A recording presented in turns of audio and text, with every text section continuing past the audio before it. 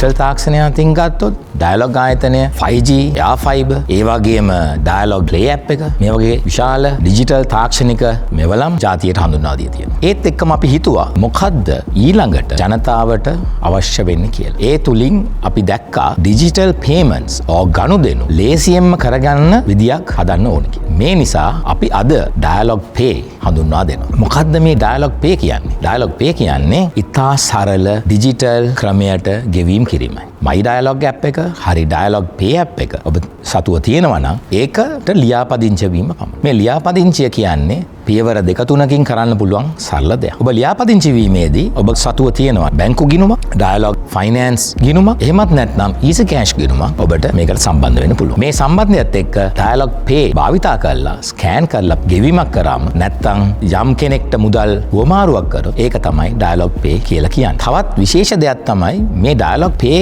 සමග ලංකාවේ ලක්ෂයකට අධික වෙළඳසල් ප්‍රමාණයක් අපිත් එක්ක එකතු වෙලා තියෙනවා. මේකට සිංගර්, කීල්ස්, අබාන්ස්, පික්මි, දරාස්, මේ කියු නොකියු ගොඩාක් සුපිරි වෙළඳසල් අපිත් එක්ක සම්බෙල.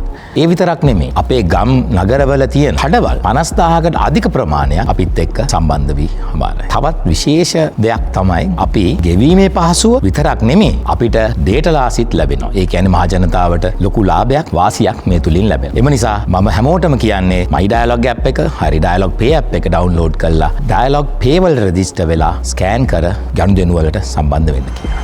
Dialog Pay. Welcome to the future of payments.